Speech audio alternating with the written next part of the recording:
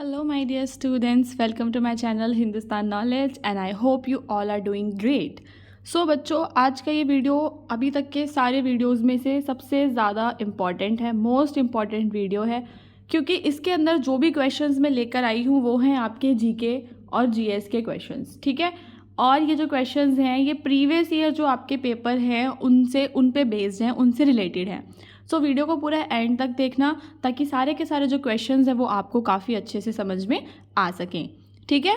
चलते हैं हमारे पहले क्वेश्चन पे। सबसे पहला जो हमारा क्वेश्चन है वो है नोबेल पुरस्कार से रिलेटेड। क्वेश्चन है कि सभी नोबेल पुरस्कार कहाँ प्रदान किए जाते हैं। जो नोबेल पुरस्कारों के बारे में आपको पता होगा, अगर नहीं पता तो अभी आगे वीडियो में आपको पता चल जाएगा। जो नोबेल पुरस्कार हैं, क्वेश्चन में पूछा है कि वो प्रदान कहाँ पे किए जाते हैं। ऑप्शंस में हमारे पास कंट्रीज़ हैं ऑस्लो, स्टॉकहोम, लंदन और ज्यूरिक, ठीक है। सो ये 4 कंट्रीज़ हैं स्टूडेंट्स। सो जो आपके नोबेल पुरस्कार हैं वो प्रदान किए जाते हैं सारे के सारे आपके स्टॉकहोम में, ठीक है। स्टॉकहोम में प्रदान किए जाते हैं नोबेल पुरस्कार। उसके बाद मैं आपको बता देती हूँ कि नोबेल पुरस्कार में एक पुरस्कार होता है जिसको हम कहते हैं शांति पुरस्कार। केवल शांति पुरस्कार एक ऐसा पुरस्कार है जो कि स्टॉकहोम में प्रदान नहीं किया जाता, यानी कि शांति पुरस्कार को छोड़कर सभी पुरस्कार बच्चों स्टॉकहोम में प्रदान किए जाते हैं। 1901 से नोबेल पुरस्कार प्रतिवर्ष 10 दिसंबर को एल्फ्रेड नोबेल की मृत्यु की वर्षगांठ पर, तो यहाँ पर हमारे पास एक नाम है एल्फ्रेड नोबेल, ठीक है। सो एल्फ्रेड नोबेल की मृत्यु की जो वर्षगांठ है उस पर ये प्रदान किए जाते हैं। एल्फ्रेड नोबेल कौन थे? तो एल्फ्रेड नोबेल एक स्वीडिश आविष्कारक, इंजीनियर और उद्योगपति थे। और उन्हें क्यों इतना ज़्यादा जाना जाता है? क्योंकि उन्होंने डायनामाइट का आविष्कार किया था, ठीक है। स्टॉकहोम उत्तरी यूरोप में स्थित एक स्वीडन, ठीक है, स्वीडन देश की राजधानी है। याद कर लेना है कहाँ की राजधानी है, स्वीडन देश की। प्रोफेसर एम यूनुस को किस वर्ष में नोबेल शांति पुरस्कार मिला था? सो यहाँ पर हमारे पास एक नाम है प्रोफेसर एम यूनुस, ठीक है, प्रोफेसर एम यूनुस। क्वेश्चन पूछ रहा है कि उन्हें किस वर्ष में शांति पुरस्कार मिला था। ऑप्शंस हैं 2002, 2004, 2006 और 2001। सो स्टूडेंट्स, इसका जो आंसर है वो है हमारा 2006। तो सन 2006 में उनको नोबेल पुरस्कार मिला था। और प्रोफेसर एम यूनुस हैं कौन? यहाँ पर एक बहुत ही इंपॉर्टेंट इन्फॉर्मेशन है। आप सभी ने ग्रामीण बैंकों के बारे में सुना होगा।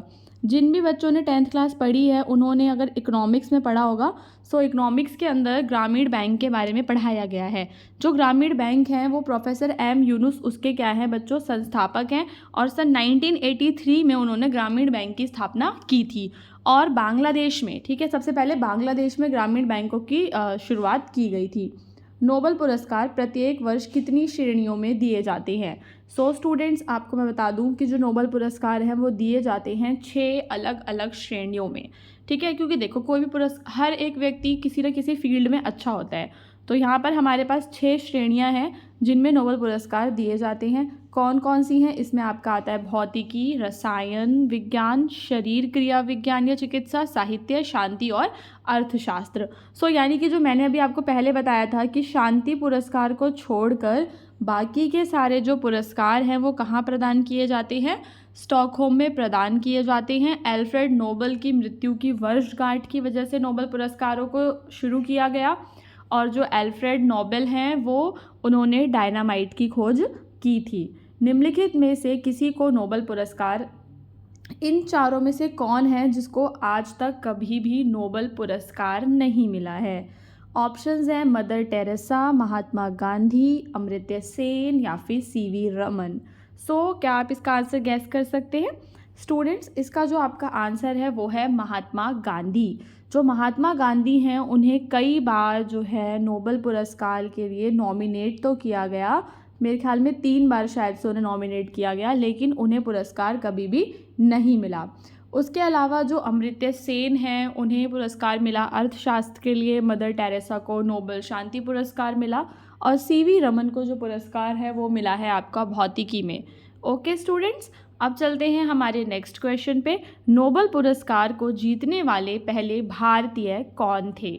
ये शायद से आप सभी को पता होगा स्टूडेंट्स, हो सकता है ऑप्शंस हैं आपके जेसी बोस, सीवी रमन, एसएस भटनागर और रविंद्रनाथ टैगोर। सो इसका आंसर है हमारा रविंद्रनाथ टैगोर। रविंद्रनाथ टैगोर नोबेल पुरस्कार जीतने वाले पहले भारतीय थे। उन्हें बंगाल के कवि और गुरुदेव के रूप में भी जाना जाता है और उन्होंने भारत और बांग्लादेश के राष्ट्रगान की रचना की है। यानी कि जो हमारा राष्ट्रगान है जन गण मन, ठीक है, जन गण मन जो हमारा राष्ट्रगान है उसकी रचना किसने की है? उसकी रचना की है हमारे रविंद्रनाथ टैगोर जी ने। अर्थशास्त्री डैश को 1998 में नोबेल पुरस्कार मिला। सो यहाँ पर हमारे पास 4 अर्थशास्त्रियों के नाम हैं और क्वेश्चन में पूछा है कि इन चारों में से किसको सन 1998 में नोबेल पुरस्कार मिला था। ऑप्शंस हैं डॉक्टर मनमोहन सिंह, रघुराम राजन, रविंद्रनाथ टैगोर या फिर अमर्त्य सेन। सो स्टूडेंट्स इसका आंसर है आपका अमर्त्य सेन। उन्हें सन 1990 में भारत रत्न भी मिला।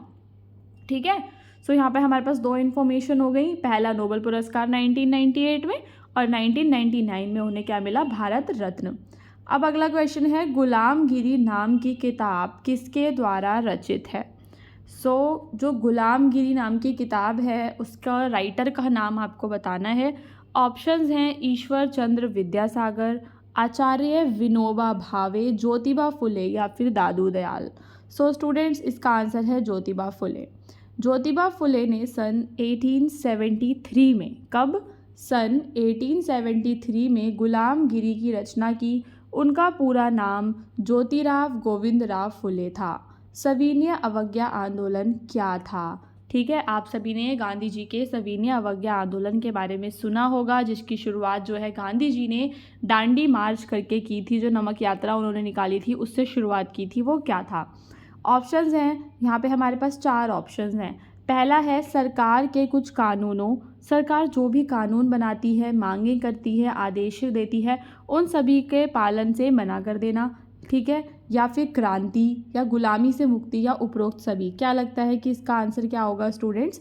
इसका जो आंसर है वो है आपका ऑप्शन नंबर ए, अवज्ञा कर देना, मना कर देना।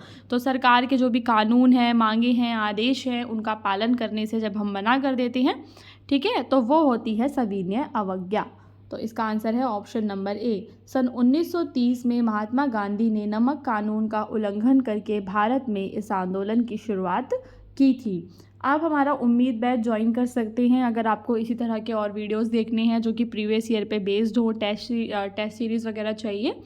उसके लिए हमने बच्चों के लिए एक बैच बनाया है, उम्मीद बैच, जिसका लिंक डिस्क्रिप्शन में है व्हाट्सएप नंबर का।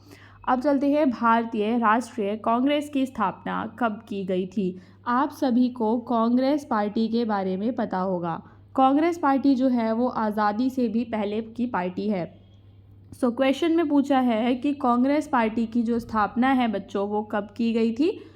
कांग्रेस पार्टी की स्थापना की गई थी सन 1885 में। और यहाँ पर दूसरी चीज़ जो है वो ये पूछी है कि किसने की थी? इसका आंसर क्या हो जाएगा? A.U. ह्यूम ने। A.U. ह्यूम के द्वारा कांग्रेस पार्टी की स्थापना की गई थी। निम्नलिखित में से किसे भारत में राष्ट्रवाद का जनक माना जाता है? इम्पॉर्टेंट क्वेश्चन है, ध्यान से देखो। जो हमारी मॉडर्न हिस्ट्री है एग्जाम में उससे क्वेश्चंस आए थे पहले भी। ऑप्शन है दादा भाई नारोजी, महात्मा गांधी, इंदिरा गांधी या फिर राजा राम मोहन रॉय। स्टूडेंट्स इसका जो आंसर है वो है आपका राजा राम मोहन रॉय। राजा राम मोहन रॉय को भारत में राष्ट्रवाद का जनक कहा जाता है। राजा राम मोहन रॉय। और हाँ, एक चीज़ और यहाँ पे गिवन है, ये मैंने इसलिए दिया है ताकि एक एक्स्ट्रा इन्फॉर्मेशन, जो बाल गंगाधर तिलक है उन्हें भारतीय अशांति का जनक कहा जाता है। आपको ये दोनों याद कर लेने हैं, राजा राम मोहन रॉय और बाल गंगाधर तिलक। ओके, निम्नलिखित में से किसे लॉर्ड कॉर्नवालिस के द्वारा पेश किया गया था? यहाँ पे हमें 3 प्रथाएं दे रखी हैं और क्वेश्चन ने हमसे पूछा है कि इन तीनों में से कौन सी प्रथा को लॉर्ड कॉर्नवालिस के द्वारा पेश किया गया था? ज़मींदारी प्रथा को, महालवाड़ी प्रथा को या मनसबदारी प्रथा को? क्या आपको इन सभी प्रथाओं के बारे में पता है? बच्चों इसका जो आंसर है वो है आपका ज़मींदारी प्रथा। जो लॉर्ड कॉर्नवालिस हैं उनके द्वारा ज़मींदारी प्रथा को पेश किया गया था। ठीक है, ज़मींदारी प्रथा को ब्रिटिश काल के दौरान लॉर्ड कॉर्नवालिस के द्वारा स्थायी बंदोबस्त के माध्यम से लागू किया गया था। तो यहाँ पर आपको एक चीज़ और याद कर लेनी है, वो क्या है आपकी स्थायी बंदोबस्त। ठीक है, सो लॉर्ड कॉर्नवालिस ने इसको शुरू किया था। इस प्रणाली के तहत क्या होता था, ज़मींदार एक क्षेत्र का ज़मींदार होता था और उसे राज्य को भू राजस्व होता है वही जो आपका टैक्स होता है, ज़मीन से जो टैक्स मिलता है वो एक निश्चित राशि देनी होती थी जिसे वो किसानों से वसूलता था।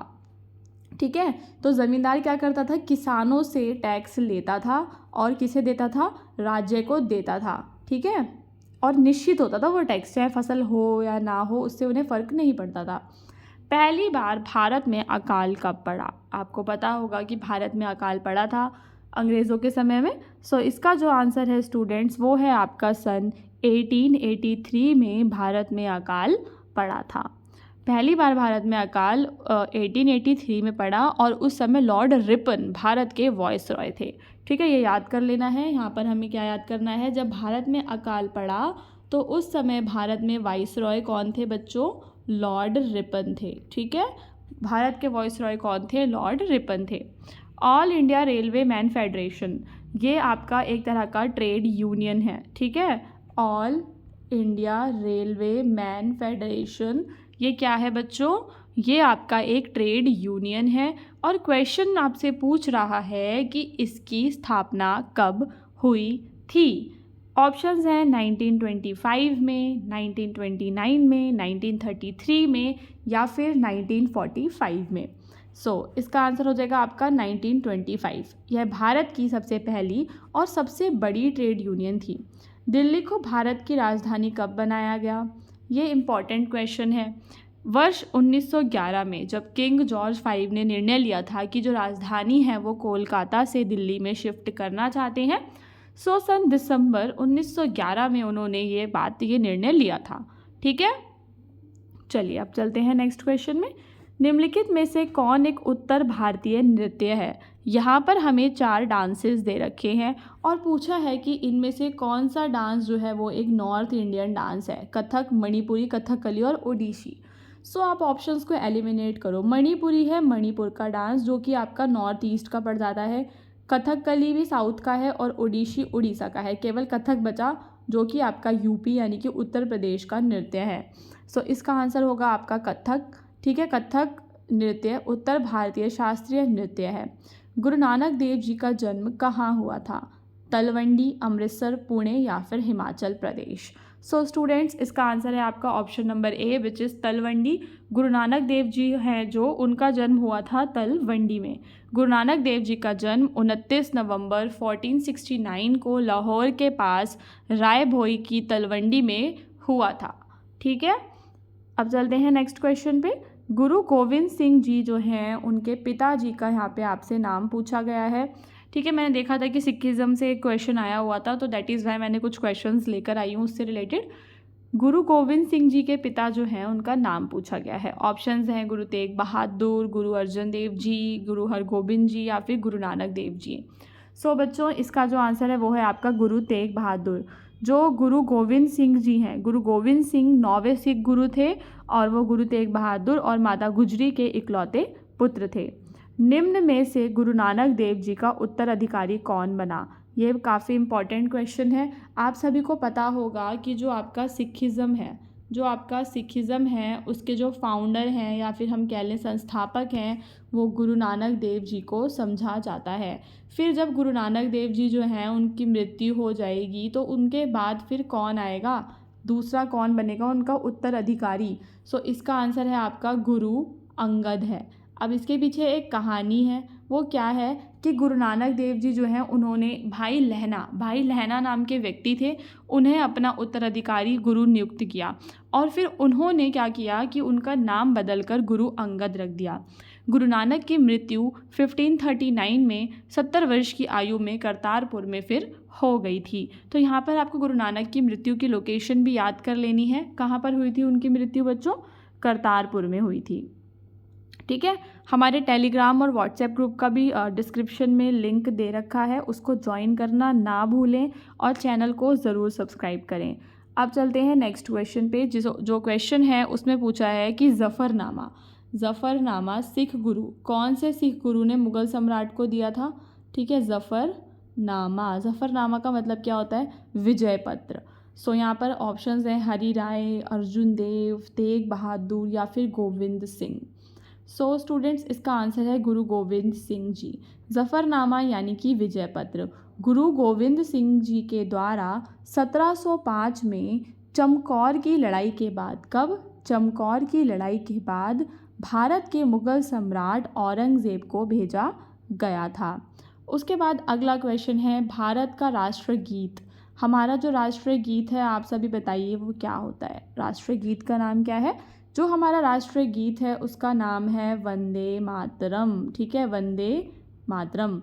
ठीक है, तो जो वंदे मातरम है, क्वेश्चन में पूछा है कि वो कौन सी पुस्तक से लिया गया है। सो उस पुस्तक का नाम है बच्चों आनंद मठ।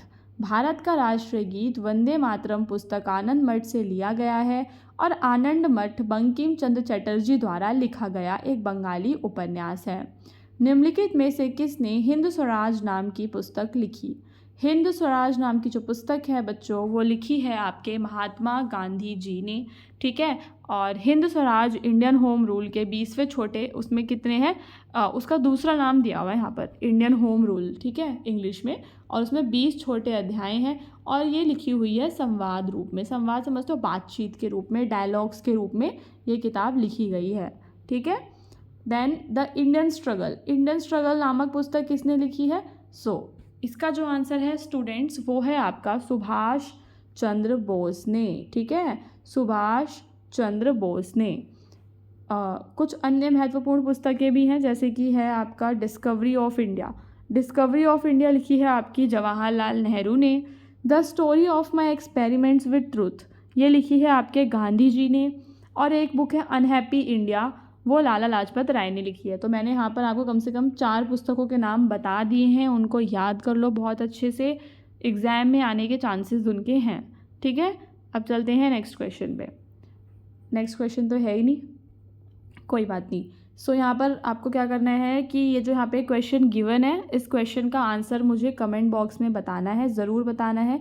अगर आप वीडियो ध्यान से देख रहे हो तो ये सारा का सारा आपको पता होगा कि जो भारत का राष्ट्रीय गीत और राष्ट्रीय गान है उसका नाम क्या है और वो किसके द्वारा रचित हैं। जिसके द्वारा वो रचित हैं वो इसी वीडियो में मैंने बताए थे वो नाम। अगर आपने ध्यान से सुना होगा तो कमेंट करके ज़रूर बताना और वीडियो को लाइक करो और चैनल को सब्सक्राइब करो। अब हम मिलेंगे अपने अगले वीडियो में।